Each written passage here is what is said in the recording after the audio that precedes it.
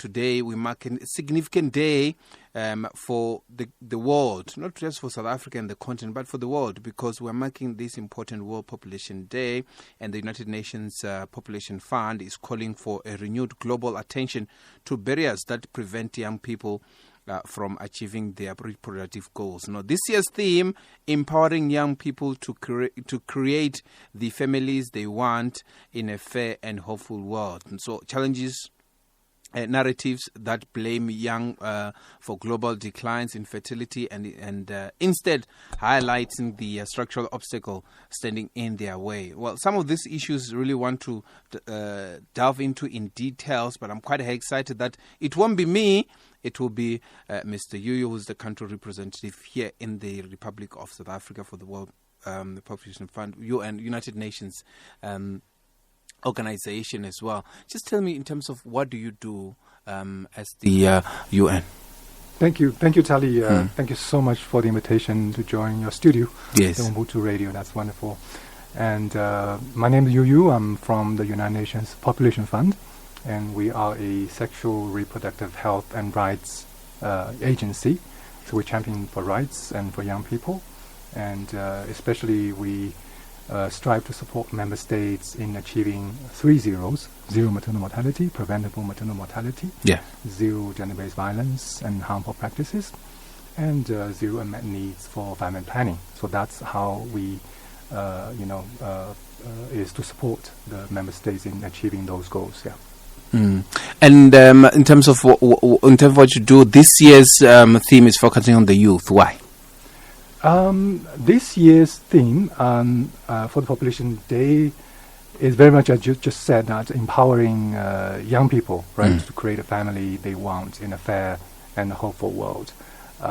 It links very, very much to a World Population report we recently released with the title "The Real Crisis of Fertility," and therefore we try to, in a world with a very negative narrative around fertility, with the fear by governments, especially around the depopulation, the so-called depopulation, decrease of birth rates, decrease of fertility, as alarming or as a threat, to humanity.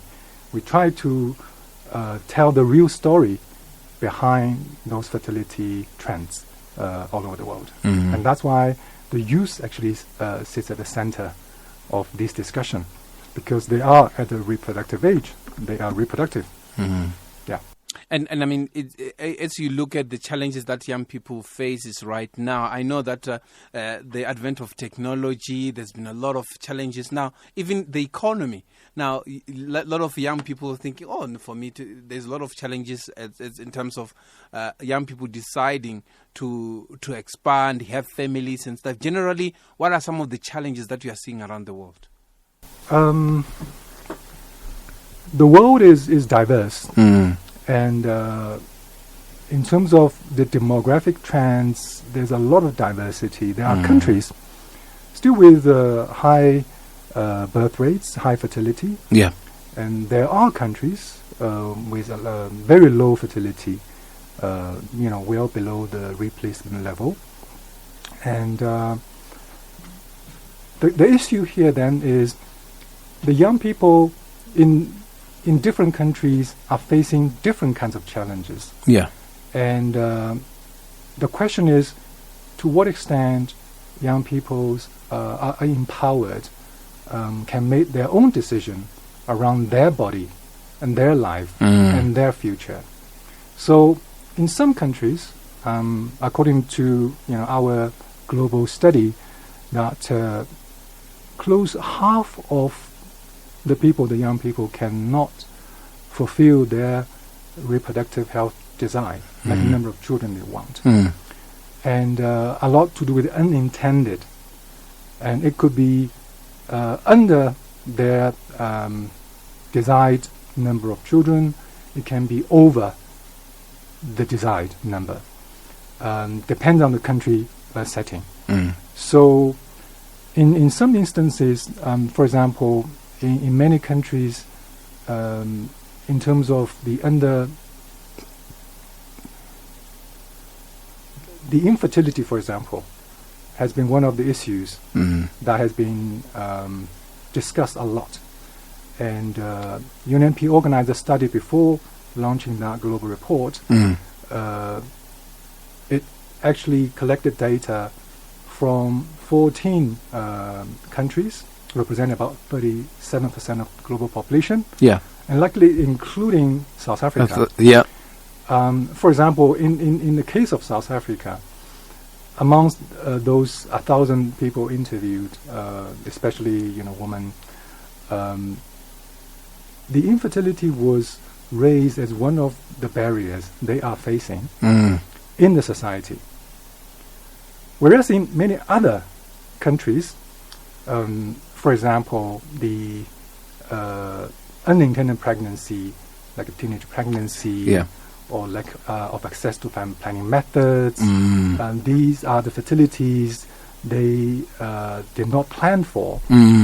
Therefore, going back to the first point, the world is so diverse, and the issue of the fear around fertility decline actually distorts the whole discussion, the global conversation, to focus on addressing the real issue the young people, especially young people, that are facing, and depending on the country context. So it brings back to the point how government and society can enable the young people to be able to decide and determine their body, their life, and their future. That is the discussion that should be happening. Yeah, and I mean, education becomes quite important for people to understand their rights as well. I mean, what role is a comprehensive sexual education play in helping young people to feel more control of their futures as well, as far as this is concerned? Absolutely. Actually, South Africa is quite advanced in that regard, and from our recent, study looking into the policy. Environment around sexual reproductive health and rights. South Africa is among the countries quite advanced in comprehensive sexuality education. Of course, there remain challenges. There remain challenges. So continued investment, especially in strengthen the school health program, among other things, ensure quality aspect of it is extremely important. But there's other subject and issues that need to be looked at as well. For example, through that assessment, some of the gaps include the integration of gender-based violence component for young people, school bullies, and we're moving more and more towards the virtual space. So the technology facilitated gender-based violence becomes so prevalent, right? And so some of these issues are need to be looked into by the government and stakeholders. And I know that you will agree with me. I'm not trying to put you under pressure. That also the advent of technology as well presents quite a unique challenges as well, as far as access to information is concerned. That you have more people having now the information in their disposal. Right, they are able to see certain countries' approaches in terms of their, health care and all that. We're seeing a lot of countries are moving forward in terms of, even encouraging sexual health and all just the well-being of their citizens as well, which is quite important. Now, the challenge is when you've got a number of youth, there's also an issue of them wanting to live a decent life. They say, no, I don't want to have many kids. Right, and that work-life balance is important. What sort of education happens there? Whose responsibility is it? What are some of the issues under consideration? Is there really a role of state to make sure that you say no, I don't have many? How many is many? But how do you then strike a balance where you need to have a productive population, but also you don't want to have a lack, therefore, of the workforce, for example, where we are sitting in a situation where we actually don't have a workforce, or our population is aging or is too young, for example. Okay. I don't have a straight answer to so many critical questions. What I can say is that there are a lot of mega trends that shapes the world we're living today. And you mentioned about population aging, right? That's the one of the demographic change that we are living in as we speak. For example, in South Africa, I think the aging population will almost double by 2050, according to Statistics South Africa, and reaching almost 16%. So yes, the preparation becomes so important. So the kind of foresight to those development challenges in the future becomes extremely important. And to what extent the government, partner, society can start preparing for that. For example, we actually was working with the government and some civil society organization to look into develop a university for older people, because they are still productive and they have knowledge and wisdom. Yeah. And to what extent we can continue. We even have a term called a silver economy. How do we tap into that silver economy, but also strengthen the intergenerational aspect? The elders and the children, creating a harmonious society. That's very important. One of the mega trends, in addition to those to the demographic change, obviously, as you said, digitalization, ICT. So we're living in it. That's just the reality. That's true. That's true. So the question is, how do we then leverage the opportunity that was generated by the advance of technology, the artificial intelligence, the robotics?